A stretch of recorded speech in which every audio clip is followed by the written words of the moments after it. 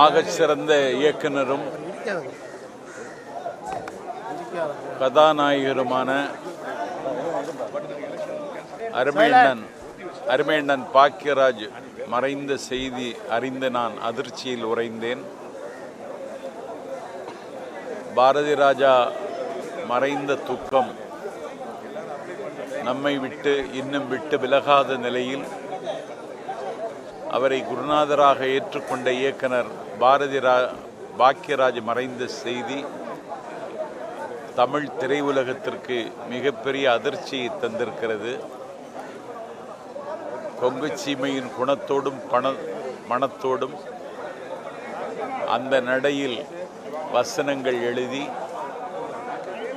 அவர் இயக்கி நடித்த படங்கள் தமிழ்நாட்டில் மிகப்பெரிய திருப்பத்தை ஏற்படுத்தியது. அவருடைய மௌன கீதங்கள் படத்தை நான் 3 தடவை பார்த்தேன். படத்தை சிலாகித்தவருக்கு ஒரு மடல் எழுதினேன். அந்த மடலை பார்த்துவிட்டு படத்தை விட சம்பத்தினுடைய கடிதம் அழகாக இருக்கிறது என்று எனக்கு பதில் கடிதம் எழுதினார். அவருடைய அந்த 7 நாட்கள், ஊர்வசியை அறிமுகம் செய்த முந்தானை முடிச்சு போன்ற படங்கள் தமிழ்நாட்டினுடைய ரசிகர்களின் மனங்களில் மகுடம் தரித்த படங்கள். அவர் ஒரு திரைக்கலைஞர், ஒரு இயக்குனர் என்பது மட்டும்தான் தெரியும். நாஞ்சில் சம்பத் பதிவு செய்கிறேன், அவர் தமிழ்நாட்டின் தலை சிறந்த பத்திரிகையாளர். திரைத்துறையில் இருந்து கொண்டே ஒரு பாக்கியா இதழை வாரங்கள் தோறும் கொண்டு வந்தார். அது கொண்டு வருவதில் கொஞ்சம் சிரமம் இருக்கிறது என்று என்னிடத்தில் பகிர்ந்து கொண்டார். அச்சு ஊடகங்கள் இன்றைக்கு மதிப்பிழந்து விட்ட நிலையில் கொண்டு வருவது சிரமம்தான், ஆனாலும் கொண்டு வர முடியுமா, முயற்சிகள் என்று அவரிடத்தில் சொன்னேன்.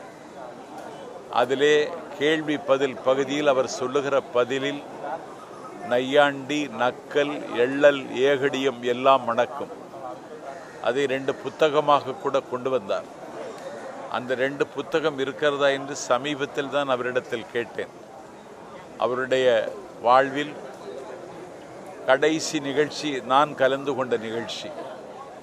எனக்கு முன்னால் இங்கே இரங்கல் தெரிவித்த ரவிமரியா கதாநாயகன் நடித்த மக்கள் தலைவா படத்தில் நானும் நடித்திருக்கிறேன்.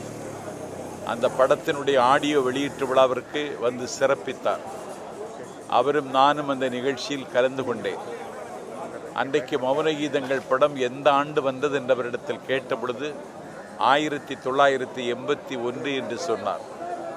ஆக ஒரு சிறந்த கலைஞரை, நகைச்சுவை நலம்புடவும் நயம்புடவும் திரையுலகத்தில் அழியாத தடத்தை பதித்த ஒரு காவிய கலைஞரை தமிழுலகம் இழந்து தவிக்கிறது. அண்ணன் மறைவு தமிழ் திரையுலகத்திற்கு பேரிழப்பு. அவரை இழந்து கதறுகிற அவருடைய காதல் மனைவி பூர்ணிமா பாக்கியராஜுக்கு, அழுது கொண்டே இருக்கிற என் ஆசை மகள் சரண்யா பாக்கியராஜுக்கு, அவருடைய புதல்வருக்கு, அவரை இழந்து தவிக்கிற ரசிகர்களுக்கெல்லாம்